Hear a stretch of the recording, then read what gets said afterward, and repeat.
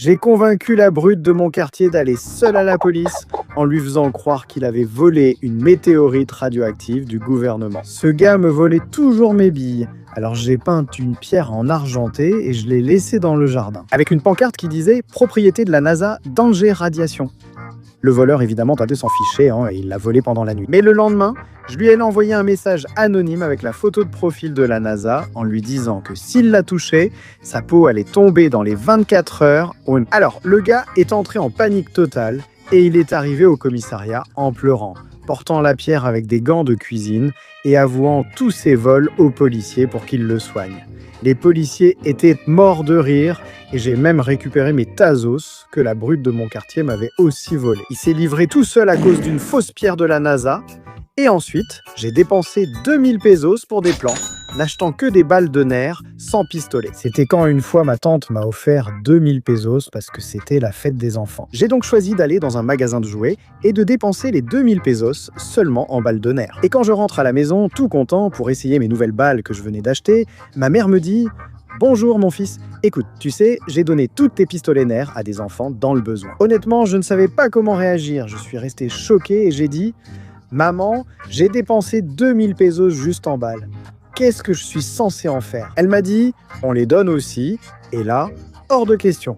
Finalement, elle a eu pitié et j'ai acheté un petit pistolet pourri avec une seule balle.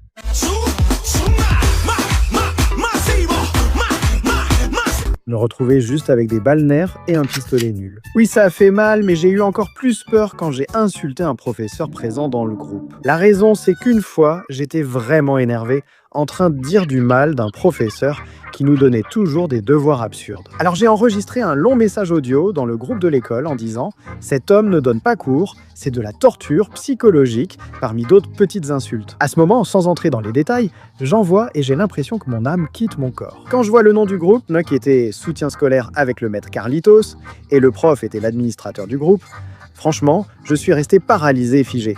J'ai essayé de supprimer le message, mais WhatsApp a dit « Chat ». Trop drôle. Je ne veux pas le supprimer et 5 minutes plus tard, il me répond « Analyse intéressante. On se voit demain en cours. » Le lendemain, arrivé en classe, je m'attendais à un sermon, mais il a juste ri en disant « Aujourd'hui, devoir en double. » Depuis ce jour, mes messages vocaux subissent une triple vérification spirituelle. J'étais paralysé, j'avais très peur et je ne pouvais pas bouger. Envoyer un message vocal en disant du mal du professeur, c'était déjà un suicide scolaire. Dans la suivante, mon oncle découvre aussi ce qui arrive quand on se croit trop malin en piquant de l'argent à une machine. Tout a commencé quand, une fois, ma grand-mère a donné une fessée à mon oncle dans la rue, devant tous les voisins, parce qu'elle a découvert qu'il était un peu voleur, car mon oncle avait trouvé une astuce sur les petites machines qui donnent de l'argent pour pouvoir jouer indéfiniment et ne jamais perdre. Parce que ce qu'il faisait, c'était d'attacher un petit fil à une pièce de monnaie, il la mettait dans la fente, puis la retirait avec le fil. La machine lui accordait du crédit et il retirait chaque jour jusqu'à 100 pesos, uniquement avec des pièces d'un peso. Jusqu'au jour où ils l'ont attrapé et sont allés le dénoncer auprès de ma grand-mère, et ma grand-mère lui a dénudé les fesses et l'a fouetté en plein milieu de la rue. Mon oncle a fini fouetté dans la rue pour avoir triché avec des pièces, et moi, la vie m'a fouetté d'une autre manière. Quand une dame a crié sur la plage que j'avais des poux, ce qui s'est passé, c'est qu'une fois, j'ai eu honte pendant des vacances. Parce qu'une dame s'est rendue compte que j'avais des poux. Et elle l'a crié sur tous les toits, pour que tout le monde le sache, parce que j'étais en vacances sur les plages de Progresso. Et c'est là qu'est passée cette dame qui faisait des coiffures exotiques pour 200 pesos. Je lui ai demandé une coiffure viking, mais en séparant mes cheveux, elle a vu que j'avais des poux. Alors cette idiote crie « Tu as des poux, chérie ?» mais assez fort pour que toute la foutue plage l'entende. Alors je lui dis en chuchotant « Je te donne 500 pesos et tu fermes ta gueule. » Heureusement, elle s'est tue. Mais toute la plage s'était déjà retournée pour me regarder. Hier soir, j'avais déjà l'air idiot. Qu'une plage entière apprenne que j'avais des poux, c'est humiliant. Mais il y a aussi la fois où une dame m'a vu dire au revoir à une pierre, comme si c'était mon meilleur ami. Une fois, je me suis lié d'amitié avec une pierre que je faisais rouler chez moi, car j'étais sorti pour rattraper le vendeur de tamales que j'avais manqué. Quand je revenais avec les tamales, je m'ennuyais et j'ai vu une pierre sur le chemin, alors je l'ai fait rouler jusqu'à la maison. Mais en arrivant, j'étais triste de devoir laisser partir mon ami Ruben. Oui mec, je lui ai même donné un nom et dit à la fin « Ceci est un adieu. Puis un jour, on se reverra. » Et une dame m'a vu dire au revoir à la pierre, elle a sûrement pensé que j'étais fou.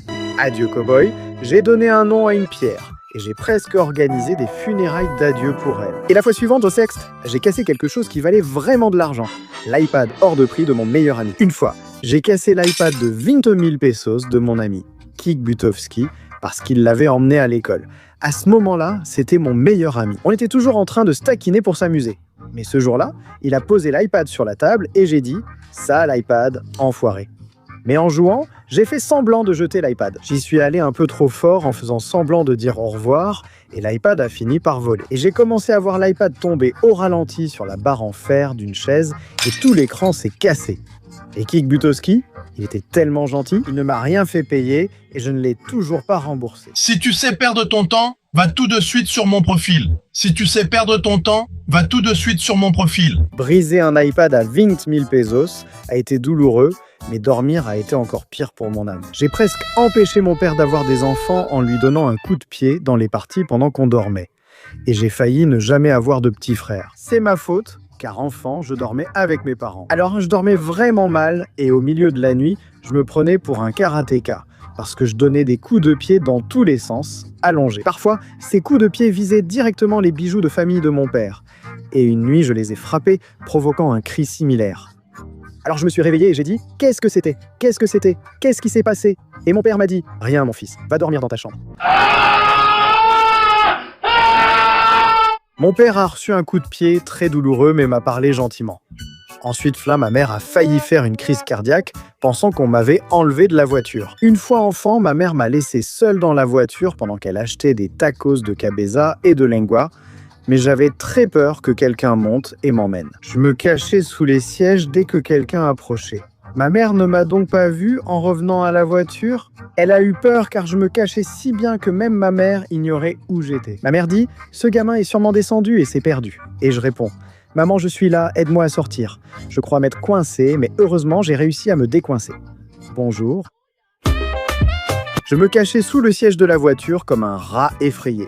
Et au collège, j'ai rencontré quelqu'un de plus sale que n'importe quelle cachette. C'est un ami avec des ongles terrifiants. Pourquoi ? Une fois, quand j'allais au collège, on avait un ami qu'on appelait Coliflore, qui était super sale. Parce qu'un jour, mes amis et moi avons vu ses ongles, et ils étaient super noirs.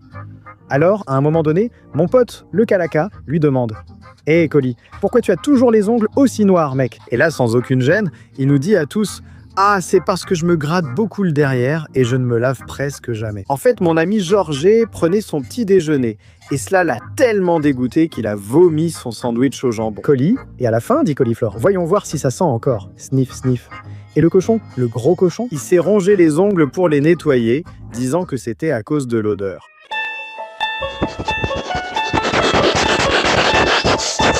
Cet ami avait les ongles tellement sales qu'il a fait rendre son petit déjeuner à quelqu'un.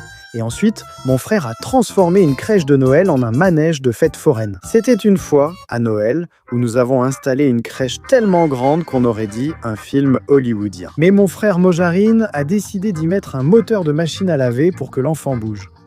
Alors il l'allume et la crèche commence à tourner comme un manège de fête foraine. Le mouton a été projeté dans le salon, Saint-Joseph a dérapé jusqu'à la cuisine et l'ange s'est coincé dans le ventilateur et a commencé à tourner comme une toupie. Blade, Blade. Et ma grand-mère Shona a récité un Notre Père à vitesse triple, ma mère a éteint la lumière sous le coup des nerfs. Dès ce jour, nous avons jugé Mojarine dangereux et il n'a plus participé à aucune activité de Noël. Après avoir vu l'enfant Jésus tourner comme une toupie à cause d'un moteur de machine à laver, je me suis souvenu que je croyais aussi que mon père avait des pouvoirs magiques, mais seulement avec des chewing-gums. Enfant, je croyais que mon père était magicien car il sortait des chewing-gums de nulle part dès que je lui demandais « Papa, tu me fais apparaître un chewing-gum ?» Il disait « À 3, je vais faire apparaître un chewing-gum. 1, 2, 3. » Et le chewing-gum apparaissait. Mais avec le temps, je me suis rendu compte qu'il achetait toujours les chewing-gums à l'avance et les gardait dans sa poche, parce qu'il savait déjà que j'étais un fan de chewing-gum. Un jour, je lui ai demandé une sucette, mais il m'a dit qu'il n'était magicien que pour les chewing-gums, pas pour les sucettes. Le pire, c'est qu'il m'a trompé pendant plus de 4 ans. Je croyais vraiment qu'il était magicien, mais finalement, non. Mon père me faisait croire qu'il faisait apparaître des chewing-gums. Puis j'ai rencontré un garçon qui a vraiment fait de la magie à 2 balles en disparaissant dans une pièce sombre, Tout a commencé quand, Une fois, un garçon a disparu devant moi, comme par magie, parce que j'étais à une fête de mon ami Rodolfo. Et à la fête, j'ai trouvé un garçon dans une petite pièce. Il m'a dit « Regarde gamin, je vais te montrer un tour de magie » et il s'est approché. Et il m'a dit « À 3, je vais disparaître devant tes yeux. 1, 2, 3. » Et il est allé éteindre la lumière de la pièce. Mais comme le garçon était très brun, il a vraiment disparu et je ne le voyais plus. Et à la fin, je l'ai même applaudi parce que c'était un magicien en herbe. Ce garçon a disparu en éteignant la lumière et je l'ai applaudi comme un idiot. Mais après, celui qui a fait un tour encore plus fort, c'était un prêtre qui a failli assommer une dame avec de l'eau bénite. Ce qui s'est passé, c'est qu'une fois un prêtre a donné un coup de bâton à une dame à la fin de la messe, au point de presque la mettre KO. Parce que, comme la messe était terminée, nous nous sommes tous approchés devant pour recevoir de l'eau bénite. Mais ce prêtre lance l'eau avec beaucoup d'élan et de force. Alors il y avait une dame d'environ 79 ans qui disait « Par ici mon père, par ici ». Et à ce moment-là, le prêtre fait ça.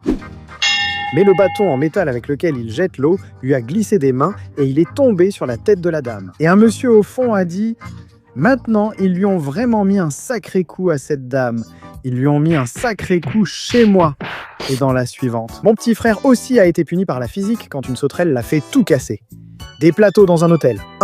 Une fois quand mon frère avait 6 ans, nous sommes allés à l'hôtel car nous étions en vacances avec mes cousins Tizoc et Sardina. Et quand nous étions à la piscine, nous avons commencé à plonger, mais à un moment donné, mon frère a dit « Regardez, une sauterelle dans l'eau » et nous avons laissé la sauterelle là-bas. Mais quand nous sommes sortis de la piscine, il a aperçu la même sauterelle sur un palmier parce qu'elle était sortie. Et la sauterelle folle est montée sur le pied de mon frère. Et pour s'en débarrasser, mon petit frère a commencé à tourner comme une toupie. Et à ce moment-là, un serveur passait avec plein de bières et de verres. Ils se sont heurtés et il a tout renversé sur eux deux. Alors Tizoc, Sardina et moi, on s'est enfuis en courant, morts de rire. Et on a laissé mon frère là-bas. Abonne-toi! Mon petit frère a fait renverser ses bières à un serveur à cause d'une sauterelle. Une fois, mon cousin a failli se tuer en voulant frimer avec des baskets chères et en marchant dans une crotte de chien. Une autre fois, la Guanabana a failli mourir d'un traumatisme parce qu'il s'était acheté des baskets hors de prix, une édition limitée selon lui. Il est arrivé en exhibant ses baskets, comme s'il portait les sandales du Seigneur Jésus, nous disant « Attention, éloignez-vous, ne les touchez pas, ces baskets viennent du ciel. » Mais le 3e jour, alors qu'il descendait les escaliers, son chien avait fait caca sur une marche. Alors, en descendant, il a marché dedans et il est tombé. Après, mais il a même roulé dans les escaliers et il a dit qu'il se sentait dans une scène de Fast and Furious. Et à la fin, les baskets étaient pleines de Nutella canin. Et maintenant, on les appelle les baskets crottes.